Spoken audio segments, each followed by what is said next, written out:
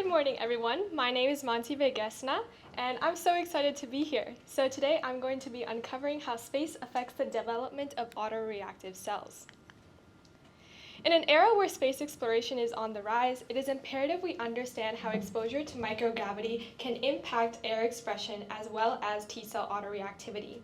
The immune system is essential for protecting us against invading germs like bacteria and viruses. But what happens when it can no longer recognize its own cells or tissues? In order to understand this, we must first delve into the complexities of the thymus, the primary organ involved in the production of functional T cells, which express receptors in order to recognize specific antigens.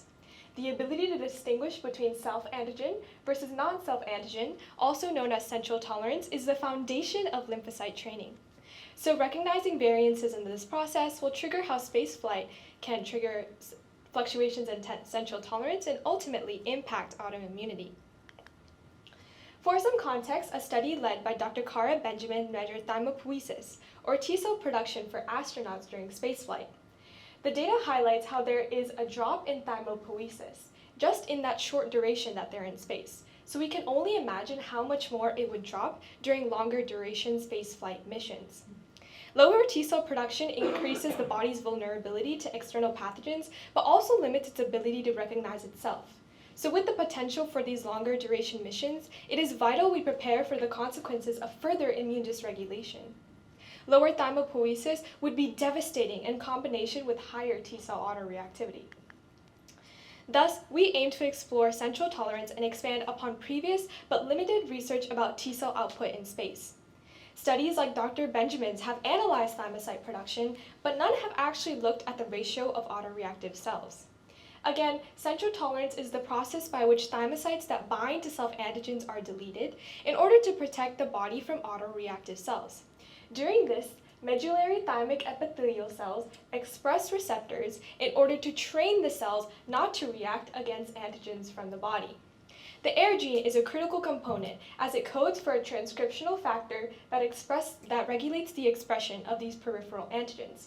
So imagine it like this. The immune system is a battlefield, and those T cells have to be able to recognize their enemies as well as their friends. And the AIR gene is a general leading this army. And those autoreactive thymocytes are the traitor for this army. They're getting in the way. So, if the thymocyte binds to the self-antigen with a high affinity, it is a traitor. It is deemed autoreactive and will be deleted. The remaining thymocytes can then exit the thymus as naive T cells. AIR expression in MTEX, however, has decreased in mice in simulated conditions of microgravity, but has yet to be studied in space. As AIR is such a crucial aspect of T-cell training and recognizing autoantigens, it is vital that we understand and see whether that decreased expression could lead to an increased number of autoreactive cells. Therefore, my proposal will seek to understand how conditions in space can impact AIR expression and T-cell autoreactivity. So I hypothesize that exposure to microgravity will raise the number of autoreactive cells due to an interference in those MTEC and thymocyte interactions provoked by reduced AIR expression. In order to achieve this, we will be sending 8 mice into space while testing 8 simultaneously on Earth. And the design of these mice is key to understanding T-cell development and their propensity for autoreactivity. First, the mice will express OVA under the insulin promoter. OVA, or ovalbumin, is a commonly used model for autoimmunity where cells present this antigen on their surface. If a thymocyte binds to the OVA antigen in the thymus with a high affinity, it is again a traitor. It will be deleted. Second, the mice will express GFP under the control of the RAG genes. The RAG genes are utilized early in thymocyte development, and as a result, newly produced thymocytes will fluoresce green, ensuring we only look at those naive T cells. So with this model, the OVA-specific thymocytes would bind to the OVA antigen and would be deleted.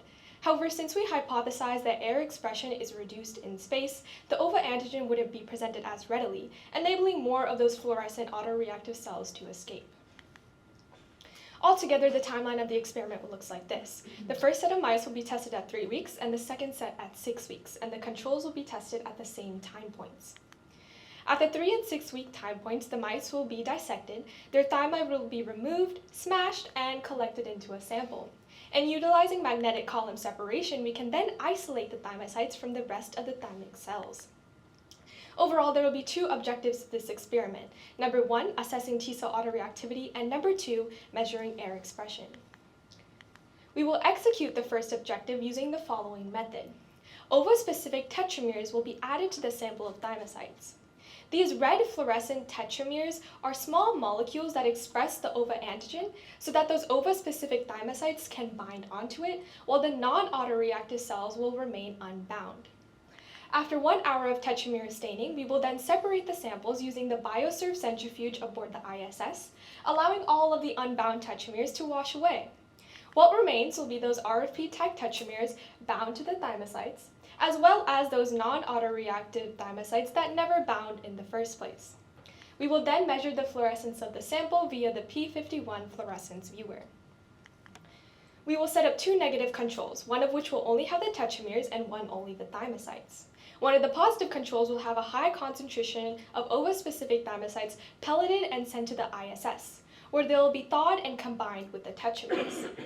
The other positive controls will have the tetramers and thymocytes already cross-linked on Earth before they are sent into space. The two negative controls will create a baseline fluorescence with which we can compare the rest of the samples, while the two positive controls will set a standard of brightness for all ova-expressing cells. Consequently, the color of the primary fluorescence, either yellow or green, would indicate which population is most abundant in the sample, the autoreactive thymocytes bound to the tetramers or the non-autoreactive thymocytes. We expect the fluorescence of the samples to be more vibrant and yellow than that of the controls, especially for the samples tested after 6 weeks. Now, going back to Objective 2, the samples with the MTEX and other thymic cells will have their RNA transcripts extracted. Then we will mix the primers for the air gene in order to measure its expression using qPCR. Again, the fluorescence will be tested via the P51 fluorescence viewer. And this will be compared to two negative controls, one of which will have only water and the other will have a concentrated DNA with minimal air expression. One of the positive controls will have DNA with regular expression, and the final will have DNA with an overexpression of air. And in the end, we expect to see less fluorescence with Objective 2. Cells that start off with less air would develop a lower fluorescence readout than those with regular air expression, as qPCR enables exponential amplification of DNA. So again, we expect the fluorescence to be less for this objective, especially for those tested after 6 weeks. And alongside the fact that we expect greater fluorescence of autoreactive thymocytes, this aligns with our hypothesis that exposure to microgravity will raise the ratio of autoreactive thymocytes due to minimized air expression. For the freeze and fly experiment, we propose a similar protocol, except we will be using 8 mice and we will be separating the MTEX and thymocytes beforehand. The first set of 8 tubes will accomplish Objective 1. These will have a thin layer of PBS frozen between the layers of tetramers and thymocytes. And the second set of 8 tubes will contain cDNA made from the RNA transcripts of air extracted from the MTEX. Then using mini-PCR to run qPCR, we can measure air expression. The fluorescence of both sets of samples will be analyzed 1 hour after thawing and in 2-hour increments for 24 hours. And the exact controls used for Objectives 1 and 2 of the ambitious experiment will be analyzed. And like the ambitious experiment, we expect that the fluorescence of the GFP-active thymocytes will increase, while the fluorescence of the samples measuring for the air expression will decrease. The two objectives of our proposal thus work side by side in order to infer the correlation between higher autoreactivity and reduced air expression. With this, we will understand how air is impacted by microgravity, and second, reveal how that influences T-cell autoreactivity.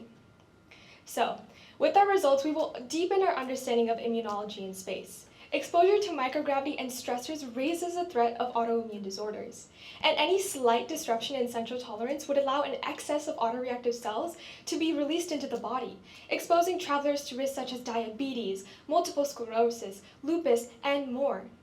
This study is thus necessary to not only realize the impact of microgravity on air expression and central tolerance, but also whether solutions should be formulated in order to prevent the body's natural defense system from sabotaging the space explorer. Thank you so much, and I would love to thank my mentors, Kaylee and Dr. Lancaster, as well as the Genes in Space team. you.